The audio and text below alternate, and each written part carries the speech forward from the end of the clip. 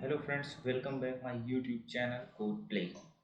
तो अभी हालांकि मैंने स्टार्ट किया है एमवीसी ट्रेनिंग, उसका आज चैप्टर 3 है। आज हम कुछ डेटाबेस से रिलेटेड समझेंगे, फिर अपने एप्लीकेशन को डेटाबेस से कनेक्ट करेंगे। उसके उसके बाद फिर हम आगे का प्रोसेस करेंगे कि कैसे आगे का टास्क किया जाता है। फिर मैं आपको एक कंसेप्ट भी समझाऊंगा कि कैसे लाइव प्रोजेक्ट पे काम करते हैं एमवीसी में। ठीक है, तो टाइम वेस्ट किए बिना स्टार्ट करते हैं। अगर आप चैनल पर नए हो तो प्लीज़ सब्सक्राइब कीजिए चैनल का, और उस पर वीडियो लाइक कीजिए और शेयर कीजिए अपने फ्रेंड्स तक, ताकि वो भी अगर इस वीडियो से कुछ हेल्प मिल सके तो बहुत ही बेनिफिट होगा। ठीक है, तो सबसे पहले हम क्या करेंगे, सबसे पहले हम डेटाबेस क्रिएट करेंगे। उसके लिए हम लिखेंगे क्रिएट डेटाबेस और डेटाबेस का नाम जैसे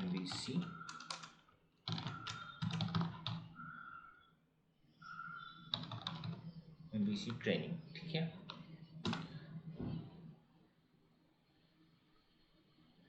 ओके।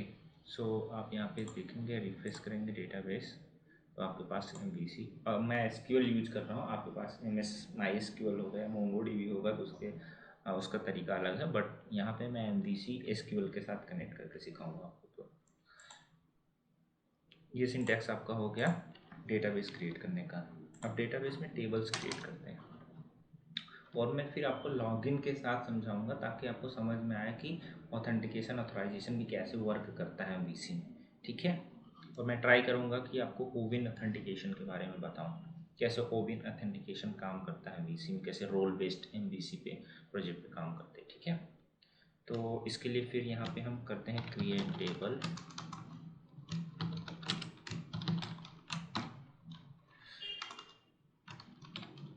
क्रिएट टेबल का नाम जैसे हम दे देते हैं यहाँ पे यूजर्स।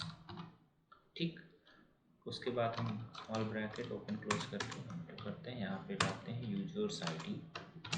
आपको जाएगा यूजर आईडी। बेसिकली आप जब भी कोई टेबल का नाम बनाइए या किसी कॉलम का नाम बनाइए, तो ये चीज़ आप ध्यान में देखिए, वो पास्कल केस में होना चाहिए, और लाइक नेमिंग कन्वेंशन जिसको बोलते हैं। ठीक है, और आप ये भी ध्यान दीजिए कि आप प्लूरल या सिंगुलर यूज करते हैं। जैसे आप टेबल का नाम यूजर टेबल नहीं रखना चाहिए हमेशा, उसको यूजर्स टेबल होना चाहिए, क्योंकि मल्टीपल एंट्रीज जाएंगे उसके अंदर, तो वो कंटेन करेगा मल्टीपल यूजर्स का रिकॉर्ड। तो उसको यूजर टेबल नहीं, उसको यूजर्स टेबल बोलेंगे। बट यहाँ पे यूजर आईडी देंगे, क्यों? क्योंकि ये आईडी सिंगल यूजर को डिनोट करेगा, इसलिए इसको यूजर आईडी देते हैं। ठीक है, यहाँ पे इंटीजर लेते हैं। मान लीजिए आपके पास ऐसा कोई कॉलम है जिसमें 100 लाख रिकॉर्ड या 10 लाख या 1 लाख रिकॉर्ड डेली इंसर्ट होगा। ठीक है, तो वहाँ पे इंटीजर ना लेके आपको बिग इंट लेना चाहिए, क्योंकि वो साइज जब से एक्सीड करेगा स्टॉप कर देगा सारा ट्रांजेक्शन। ठीक है, तो हालांकि इतने यूज़र नहीं हो पाएंगे कि जो लिमिट को एक्सीड करे, इसलिए इसको यहाँ पे इंटीजर लेते हैं। ठीक है, इसको बनाएंगे प्राइमरी की। प्राइमरी क्या होता है? बेसिकली एक ऐसी की जो डिनोट करती है कि हम डुप्लीकेसी अलाउ नहीं करेंगे, अपने टेबल में डुप्लीकेसी अलाउ नहीं करेंगे, वो यूनिक की हो जाएगी। ठीक है, उसमें जो भी रिकॉर्ड आएगा वो यूनिक ही होगा, इसलिए प्राइमरी की यूज़ करते हैं। और दूसरा तरीका ये है कि आगे चल के जब हम किसी एक टेबल को दूसरे टेबल से रिलेशनशिप क्रिएट करते हैं, तो वहाँ पे प्राइमरी की यूज करते हैं। ठीक है, तो बहुत सारे फीचर्स है प्राइमरी की के, लेकिन जो प्राइमरी की होती है वो जान लो कि नल अलाउ नहीं करता है। कभी भी आप नल वैल्यू इंसर्ट नहीं कर सकते हो, वैल्यू यूनिक होगी, नल एक्सेप्टेड नहीं करता है। ठीक है, ये दो चीज़ें। और जैसे आप किसी टेबल में प्राइमरी की यूज करेंगे जिस कॉलम के बिहाफ पे, वो कॉलम को क्लस्टर इंडेक्स, ऑटोमेटिकली वो कॉलम क्लस्टर इंडेक्स क्रिएट हो जाता है। तो मैं धीरे धीरे एसक्यूएल का भी थोड़ा पार्ट लेके चलूँगा ताकि आपको एसक्यूएल भी समझ में आए। उसके बाद यहाँ यूज करेंगे आइडेंटिटी। मैं बताऊँगा आइडेंटिटी क्यों यूज करते हैं यहाँ। ठीक है, प्राइमरी की आइडेंटिटी, और यहाँ पे 1,1। देखो, आइडेंटिटी इसलिए यूज करते हैं ताकि जब भी हम यूजर के टेबल में कोई रिकॉर्ड इंसर्ट करें, तो हम चाहते हैं कि एक ऐसा कॉलम हो जिसमें ऑटो इंक्रीमेंट चले। मीन्स हमें उसमें वैल्यू को इंसर्ट करने की जरूरत ना पड़े, लेकिन जब भी वैल्यू इंसर्ट हो डीबी में, ऑटोमेटिकली उसमें इंक्रीमेंट होता है। जैसे अब मान लो जी इसमें एक रिकॉर्ड इंसर्ट होगा तो यूजर आईडी टेबल में 1 चला जाए। क्यों? इसमें देखो, ये जैसे ये आइडेंटिटी बताता है कि आपका किस पोजीशन से स्टार्ट करना है और कितने नंबर का इंक्रीमेंट उसमें चाहिए।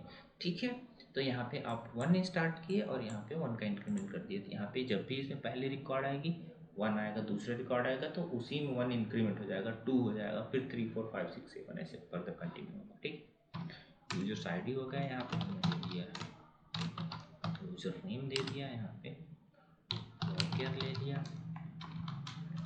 वायर का यूजर नेम मैक्सिमम 20 से ज़्यादा नहीं रखना चाहिए, ये डिपेंड करता है कि किस टाइप का आपका प्रोसेस है। यूजर नेम हो गया, यहाँ पे ईमेल दे दिया हमने। ईमेल लिखो मत यहाँ पे, या देखो नॉर्मल ऐसे ईमेल लिख सकते हो, कोई बात नहीं, लेकिन बेसिकली क्या होता है कि देखो जब भी कोई कॉलम का नाम दो और वहाँ पे वो ब्लू कलर का हो जाए, समझ लो कीवर्ड यूज़ हो रहा है उस एसक्यूएल में, तो हमेशा अवॉइड करो उस चीज़ को यूज करने का, कोई और नाम दे दो, इसलिए मैंने बोला यहाँ पे ईमेल के साथ। वैसे ईमेल वैसे यूज नहीं हो रहा है, कोई कीवर्ड नहीं इसमें। तो यहाँ पे मैं बताऊँगा एंड वेयर क्यों यूज़ करते हैं, वो भी बताऊँगा, नहीं है। ईमेल ले लिया मैंने, मान लो 50 कैरेक्टर का, होता नहीं इतना लेकिन रख लेते हैं अभी फिलहाल के लिए। और यहाँ पे पासवर्ड ले लेते हैं। अब देखो यहाँ पे पासवर्ड आ गया ना, इसलिए इसको यहाँ पे यूजर पासवर्ड कर देते हैं। ठीक, यहाँ पे ले लेते हैं वेयर और यहाँ पे ले लेते हैं 300। अभी नॉर्मल हम यूज़र पासवर्ड इसमें डालें, फिर बताऊंगा कैसे इनक्रिप्ट करके पासवर्ड डालते हैं। यूज़र आईडी हो गया, ये होगा। अब यहाँ पे ले लेते हैं ईच एक्टिव। ईच एक्टिव में हम बिट ले लेते हैं। ठीक है, क्यों? क्योंकि हम ये बताना चाहते हैं कि यूजर जो है आपका, वो यूजर एक्टिवेट है कि मीन्स राइट नाउ एक्टिव है कि इनएक्टिव, इसलिए इज एक्टिव लेते हैं, क्योंकि हम बिट ले रहे हैं, बुलियन ले रहे हैं। बुलियन वैल्यू को हमेशा ट्रू या फॉल्स होता है, इसीलिए इसको इस तरीके से मार्क करते हैं इज एक्टिव, राइट। तो यूजर नेम हो गया, ईमेल हो गया, यूजर पासवर्ड हो गया, क्या कर सकते हैं यहाँ पे, और यहाँ पे नेम भी ले सकते हैं, नेम, सॉरी तो यहाँ पे लिखते हैं यूज़र नेम, तो ऑलरेडी ले ही लिया है। यहाँ पे बस नेम लेने की ज़रूरत नहीं है, मैं बताऊँगा वो प्रोफाइल के टेबल में नेम वगैरह। अब ये यूजर्स बेसिकली लॉगिन के लिए है। ठीक है, मैं चलो इसको क्रिएट कर देता हूँ, मैंने क्रिएट कर दिया। ठीक, अब हम कैसे इसको डेटाबेस से कैसे कनेक्ट करते हैं और ये मॉडल कैसे हम अपने MVC प्रोजेक्ट में ऐड करते हैं, मैं आपको दिखाऊंगा। फिर मैं उसके कुछ और भी चीज़ें दिखाऊंगा कि क्या क्या चीज़ें होती, कैसे कैसे क्रिएट होता है। ठीक है, तो चलते हैं MVC प्रोजेक्ट में। ठीक है, पहले गए अपने प्रोजेक्ट में, एक्सपेंड किया, एक मॉडल का फोल्डर है, अगर नहीं है मॉडल्स का फोल्डर तो इसमें ऐड करिए, राइट क्लिक करके ऐड करिए, ऐड करके न्यू आइटम पे जाइए। न्यू आइटम पे जाने के बाद डेटा ऑप्शन चूज करिए और इसमें आएगा option ADO.NET entity data model. ठीक है, यहाँ बाय डिफ़ॉल्ट मॉडल आ गया, इसको यहाँ पे दे देते हैं हम क्या, MVC मॉडल। ठीक, अब यहाँ पे ऐड कर देते हैं इसको। अब इसमें कह रहा है कि EF designer from database, EF designer from model, EF code first, ये एंटिटी है कोड फर्स्ट और कोड फर्स्ट डेटाबेस। अभी फिलहाल हम EF डिजाइनर फ्रॉम डेटाबेस से जनरेट करेंगे मॉडल। ठीक है, अब ये ऑप्शन खुल के आएगा। अब इसमें आप देखोगे तो कुछ नहीं दिखेगा, इसके लिए आपको क्या करना पड़ेगा, न्यू कनेक्शन पे क्लिक करना पड़ेगा। जैसे आप न्यू कनेक्शन पे क्लिक करेंगे, यहाँ सबसे पहले बाय डिफ़ॉल्ट आपको ऑप्शन आएगा SQL सर्वर प्रोफाइल, बट आपको सिलेक्ट करना है माइक्रोसॉफ्ट SQL सर्वर। यहाँ पे आपको डालना है अपने SQL सर्वर के इंस्टांस का नेम। ठीक है, आप SQL पे जाइए और यहाँ पे क्लिक करिए और यहाँ पे इंस्टांस का नाम डाल दीजिए, कॉपी कर लीजिए यहाँ पे। ठीक, और ये इंस्टांस का नाम यहाँ पे डाल दीजिए, पेस्ट कर दीजिए। अब यहाँ पे आपको बोलेगा विंडोज ऑथेंटिकेशन, आप विंडोज ऑथेंटिकेशन भी यूज़ कर सकते हैं, लेकिन पासवर्ड यूज़ करेंगे ज़्यादा बेटर रहेगा। अब यहाँ पे SQL सर्वर ऑथेंटिकेशन पे गए, यहाँ पे ऐसे पे क्लिक करें और यहाँ पे जो आपका यूज़र ID नेम है और यहाँ पासवर्ड डाल दिया।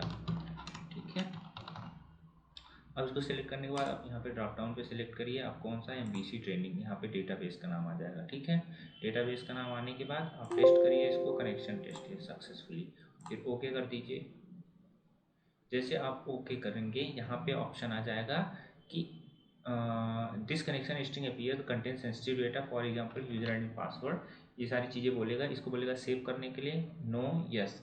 तो पहली बार अगर आप फर्स्ट टाइम मॉडल जनरेट कर रहे हैं, सपोज आपने आज तक कभी नहीं किया, पहली बार प्रोजेक्ट क्रिएट किया, पहली बार मॉडल जनरेट कर रहे हैं, तो आप यस करिए, तब ये वेब कॉन्फ़िग में ये पूरा मेटा डेटा इन्फॉर्मेशन सेव हो जाएगा कनेक्शन स्ट्रिंग के अंदर। और जब एक बार ये ऑलरेडी सेव हो चुका है कनेक्शन स्ट्रिंग के, तो फिर आगे नो चूज करना है, फिर यस नहीं चूज करना है, क्योंकि यस चूज करेंगे फिर एक डुप्लीकेट कनेक्शन स्ट्रिंग बना देगा। ठीक है, तो उसकी ज़रूरत नहीं होगी। यहाँ पहली बार आया एस और ये कह रहा है save connection string web, yes web config में हम इस नाम से connection string MVC training entities के नाम से हम बना लेते हैं, सेव कर लेते हैं। ठीक है, अब नेक्स्ट पे जाते हैं। अब यहाँ कह रहा है एंटिटी फ्रेमवर्क 6.x इधर 5.0, जो भी आपको सही लगे वो सिलेक्ट कर लो। लेटेस्ट अभी 6.x चल रहा है, तो इसको सिलेक्ट कर लेते हैं। अब यहाँ पे आपका आ जाएगा, आप क्या सिलेक्ट करना चाहते हैं, टेबल सिलेक्ट करना चाहते हैं, आप व्यू सिलेक्ट करना चाहते हैं, स्टेट प्रोसीजर सिलेक्ट करना चाहते हैं, जो भी आप सिलेक्ट करना चाहते हैं यहाँ से आप चीज़ों को सिलेक्ट कर सकते हो। ठीक है,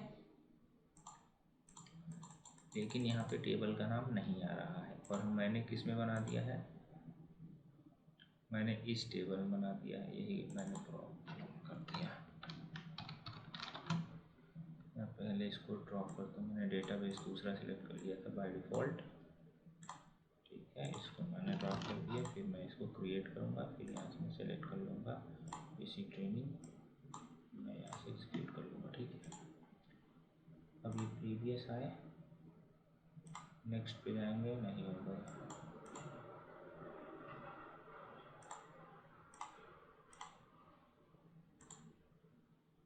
इसको कैंसिल करना पड़ेगा। उसका रीज़न है क्योंकि हमने ऑलरेडी ये ऐड करके आगे प्रोसेस कर चुके थे, अब हमें फिर से कनेक्शन जनरेट करना पड़ेगा, तभी वो अपडेटेड स्कीमा निकालेगा वहाँ से। यहाँ पे हमने क्या दे दिया, हमने MVC ट्रेनिंग मॉडल इसको डाल दिया, ऐड कर दिया हमने, ये डिजाइनर सेलेक्ट किया, नेक्स्ट किया। ऑलरेडी हम पहले तो सेव कर चुके थे, जनरेट कर चुके थे, तो यहाँ पे आ जाएगा, तो यहाँ पे यस करेंगे, कंटेन्स MVC ट्रेनिंग, नेक्स्ट करेंगे, फिर नेक्स्ट करेंगे। अब रिट्रीव किया ना डेटाबेस, अब देखो ये टेबल का नाम आ गया इसमें। ठीक, हम इसको सेलेक्ट करेंगे, प्लूरलाइज और सिंगुलराइज जनरेटेड ऑब्जेक्ट नेम्स। इसका ये मतलब है कि अगर आप इसको चेक कर देंगे तो जब भी ये जनरेट करेगा इसके आगे एस लगा देगा, जो भी हमारा कंटेक्स्ट क्रिएट होगा उसमें जो डेटा सेट क्रिएट होगा उसके आगे ये लगा देगा एस। अगर आपने इसको अनचेक कर दिया है तो इसके आगे एस नहीं लगाएगा। तो मैं अनचेक करता हूँ, क्योंकि मैं ऑलरेडी अपने टेबल को प्लूरलाइज बनाता हूँ, इसलिए मुझे ज़रूरत नहीं इसको सिलेक्ट करने की। ठीक है, फिर अगर आपके पास कोई स्टोर प्रोसीजर है तो यहाँ पे सिलेक्ट करने का ऑप्शन आ जाएगा, अभी कुछ नहीं इसलिए नहीं सिलेक्ट कर पाओगे। अब आ गया इंक्लूड फॉरेन की कॉलम इन द मॉडल। इसका ये मतलब है कि आप जो मॉडल इंपोर्ट कर रहे हो इसमें, उसमें फॉरेन की, प्राइमरी की, ये सब होना चाहिए, तभी ये इंपोर्ट करेगा। अगर आप इसको अनचेक कर दोगे तो सारे टेबल को इंपोर्ट कर देगा। अगर ये चेक रहेगा तो आपके पास अगर फॉरेन की या प्राइमरी की होगी तभी वो जनरेट करने देगा, नहीं तो उस एंटिटी की यहाँ जनरेट नहीं करेगा। ठीक है, अब फिनिश करते हैं। नेम स्पेस में हमने ये दे दिया मॉडल। ठीक है, अभी थोड़ा टाइम लेगा, जस्ट अ सेकेंड, उसके बाद ही जनरेट हो जाएगा। आप देख सकते हैं यहाँ पे मॉडल जनरेट हो चुका। ठीक है, इसको क्लोज करते हैं और यहाँ पे आते हैं, और ये मॉडल्स के अंदर ये आपका बन गया ETMX फाइल। अब आप इसके अंदर जाएंगे तो आपको बहुत सारी फाइल्स मिलेगी। सबसे पहले आपको मैं इसमें जो आपका MVC ट्रेनिंग मॉडल और TT है, इसके अंदर आपका जो भी मॉडल रहेगा वो जनरेट हो जाएगा। यहाँ पे आप देखेंगे। ठीक, मैं ये भी बताऊंगा पार्शियल क्लास क्या होती है, लेकिन अभी फ़िलहाल के लिए ये समझो कि यहाँ पे मॉडल ये जनरेट हो गया। ठीक है, TT क्लास बेसिकली कुछ नहीं होता है, सिस्टम जनरेटेड होता है, और इसमें ये जो आपका कंटेक्स्ट क्रिएट होगा इसी के अंदर कन्फिगर होगा। जो भी टेबल आपके डेटाबेस में जनरेट होगी और आप स्कीमा यहाँ पे जनरेट करेंगे तो सारा इस डेटा सेट बन के यहाँ पे आता रहेगा। ठीक, ये आपका हो गया, ये आपका क्लास का नाम हो गया। ठीक है, और ये DB कंटेक्स्ट जो बाय डिफ़ॉल्ट माइक्रोसॉफ्ट प्रोवाइड करता है। तो हम क्या कर रहे हैं, इसको इनहेरिट किया है। ठीक है, इनहेरिट किए हैं, उसके बाद हमने कंस्ट्रक्टर बनाया। कंस्ट्रक्टर बनाने के बाद हमने इसमें अपने कनेक्शन स्ट्रिंग के नाम को पास किया। जैसे ही पास किया, बेस का क्या मतलब होता है, ये कंस्ट्रक्टर अपने इनहेरिटेड क्लास के कंस्ट्रक्टर को कॉल करेगा, उसके अंदर ये पास करेगा। तो बेस का मतलब हो गया इस क्लास का कंस्ट्रक्टर, और उसके अंदर हमने ये नेम पास कर दिया। ठीक, तो हमारा कनेक्शन स्ट्रिंग को इनिशियलाइज करता है, बेसिकली यही करता है। ठीक, मैं दिखाऊंगा कैसे आपको भी। आपका जो कनेक्शन स्ट्रिंग बन के आए, ये कनेक्शन स्ट्रिंग देख रहे हैं ना, इसी नाम से कनेक्शन स्ट्रिंग बना होगा। आप देखिए SQL ये डाल रहे हैं ना, तो इस नाम से यहाँ पे इसकी के थ्रू ये पूरा कनेक्शन स्ट्रिंग उठा लेगा। यहाँ से आप इसमें यूज़र आईडी पासवर्ड सारा कुछ देख लेंगे।